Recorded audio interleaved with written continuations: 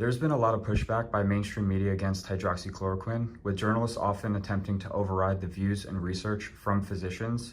Why do you think the media often posts only negative information about hydroxychloroquine? Oh my gosh, the doctors, we've been thinking about this since the beginning. Before it became politicized, most of us were pretty excited about hydroxychloroquine because it's a really safe medicine, a really safe drug, and it's just completely not controversial. We give it to elderly patients, we give it to children, we give it to breastfeeding women, we give it to pregnant women, we give it to immune-compromised patients. So I thought, wow, this is just, this is great, this is the solution. And then President Trump mentioned that he thought it was a good possibility. And the next day, the media just went crazy as though it was a terrible option. And ever since then, they haven't let up, and they just keep saying how bad it is. Now, you ask me why they're doing that. I think the majority of journalists really are just drinking the same Kool-Aid that they've drunk for a long time. And I think a few probably know differently, but there's multiple levels of misinformation. I think it rises almost to the level of corruption. But I put them into 4 different categories. There's the scientific journals, there's the media, there's the state governments, and then there's the federal government.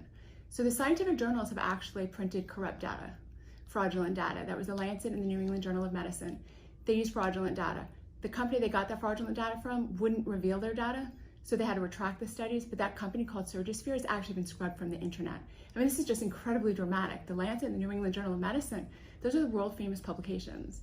JAMA also had a very, it wasn't retracted their study, but that was a study that said hydroxychloroquine didn't work, but it was actually chloroquine in that study, but they gave super toxic dosages. They gave almost three times the dose they should give. So you've got like kind of corrupt scientific journals. Then the next level of the corruption, or at least obfuscation, is the media. So the media, if they're innocent, they're reporting these journal studies, but if they were truly innocent, right, they would then report in just as big numbers, the studies have been retracted, right? Or they would also report the positive studies. You've heard today, there's dozens and dozens of positive studies about hydroxychloroquine. There has been an unprecedented infringement on the doctor-patient relationship from governors, often restricting pharmacies from prescribing hydroxychloroquine. How do you feel about governors restricting its use? And what do you think about the politicization of healthcare? Oh my goodness. So again, as a board certified emergency physician, the whole reason I got involved in this is because I was restricted from prescribing an FDA approved medication for patients who needed it. This has never happened before in medicine. There's never been a situation that a drug is cheap, generic, safe, FDA approved for 65 years. This particular drug happens to have been used billions of times worldwide. It derives from quinine, which is in tree bark. It's been given, for centuries, really. I mean, General Washington gave it to his troops in the Revolutionary War. So to then have the governors, through the state boards, threaten us, we were threatened with unprofessional conduct if we prescribed hydroxychloroquine. This has never happened. This, for me, was the reason I started talking about this publicly, because the doctor-patient relationship has to be sacrosanct. That's just the one corner of the universe where the patient's actually honest, the doctor gives their best assessment or information, and it was completely violated because patients were hearing from the media that this drug didn't work, so they weren't interested. I couldn't sit and combat that because I was being told if I prescribe it, I could be told that I was guilty of unprofessional conduct. So all of a sudden, I didn't have free speech with my patients. They didn't have free speech with me. This is just terrible. This really, separate from COVID, separate from hydroxychloroquine, this is super dangerous. The governors empowered the state pharmacies through the pharmacy boards to question if doctors were prescribing it. It is routine. You can look all over the internet. You can find audio tapes really, of doctors on the phone with pharmacists. Pharmacists are refusing to fill their prescriptions. This has just never happened. Even with mask mandates, extremely low mortality rates, and treatment options like hydroxychloroquine available, there is a large debate about reopening schools in the fall. Do you think schools should be reopened? Yeah, it's fictitious. There is no scientific debate if schools should be open, none at all. So we are setting up a fake narrative when they say, is school safe, right? There is no such thing as a risk-free life. It just doesn't exist. So you have to think of everything in terms of lower risk and higher risk. So is it lower risk to stay home or lower risk to go to school? It's orders of magnitude lower risk to go to school.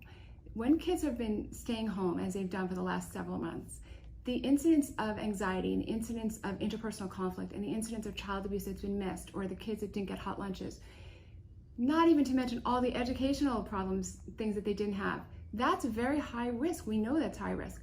So then you look at the other side, what is the risk of the disease? Well, the risk of the disease amongst children is exceedingly low. We heard all about that today. Kids typically don't get the virus, but when they do, they almost never get sick. And those that do get really, really sick, the numbers are incredibly low. They're much, much, much lower than influenza, for example. And nobody would think to have this conversation with influenza. So there's actually no debate from a scientific perspective. The only debate that's existing is in the media or unions, or politicians. There's no scientific debate. Of course, children should be in school. Oftentimes in the media, they mention that QT prolongation is a reason not to prescribe hydroxychloroquine, and that it's dangerous for that reason. Can you elaborate a little bit more about QT prolongation, what it is, and if it's worrisome as the media says? Right. So the media really grabbed onto this QT prolongation. So QT prolongation is it's a feature of the EKG between the Q and the T. It's always supposed to be a certain length, right? And depending on how fast your heart is beating.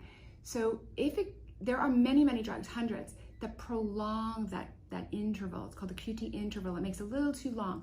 If it makes it very, very, very long, then it can interfere with the next heartbeat, and that could cause an arrhythmia or even a fatal arrhythmia, a heartbeat that's irregular to the point of being fatal. Now, how likely is this to happen? Well, first of all, hundreds of drugs cause QT prolongation. A very common one we use all the time is a drug called Zofran. We give it for nausea. We give it all the time, and we don't check EKGs beforehand. It's just well known, and that's just what you do. The hydroxychloroquine, until COVID, was predominantly prescribed by rheumatologists, and when they started this drug in their practices, they never even did an EKG, a baseline EKG. It just wasn't considered a really big problem. So the QT can get prolonged. It's a fact, but it's uncommon.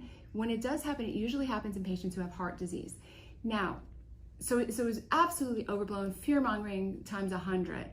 So it was factually true that in older, or specifically patients that had underlying heart disease, you could get a prolongation of the QT, but that didn't mean it was going to run into a fatal problem. It could just get a little bit long and not be a fatal problem.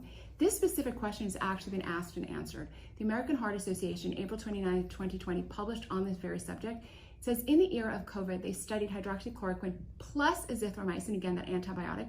They both can prolong the QT interval, because I said many drugs prolong the QT interval. Azithromycin is another one. The question was, especially if you use them together, could it prolong it just enough to really be a problem? So it studied it by itself and studied it in conjunction together. And it turns out that no, it did not. It did not cause any fatal arrhythmias, and it didn't even cause a problem enough that you had to stop the drug. There are dozens of countries that have hydroxychloroquine available over the counter. Do you think this is feasible in the United States, and what are your thoughts on that? Right. So it's not only feasible, it's actually the only solution, because of the 4 levels of obfuscation and disinformation I mentioned, the scientific journals, the media, the state, and the federal. If we don't make it over the counter, then patients are going to need to go through doctors and pharmacists to get access to this drug. And at that point, that's going to be months and months in the making. So the only solution for the American people really is to be over the counter. Now, drugs do go from prescription to over the counter. That happens all the time. It happens usually when there's a consumer demand and there's a reason to put it over the counter. So Zantac or meclizine or nicotine patches or minoxidil for the hair. There's a consumer demand for that, and so the drug manufacturer looks to make it over the counter. There's been no consumer demand ever to make hydroxychloroquine over the counter in America, because we didn't have such a need for it, right? In malaria endemic areas, they do.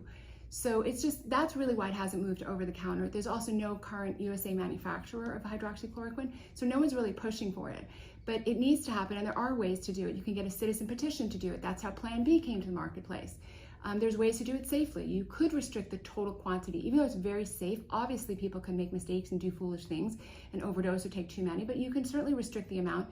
You could even restrict it by keeping it behind the pharmacy shelf where the pharmacist keeps Sudafed. There's many ways you can do this logistically and do it over the counter safely. I don't see any other solution other than being over the counter, because I'm so pessimistic, having lived it, that we can remove the restrictions that the state governors have put in place to block me from giving patients what they need.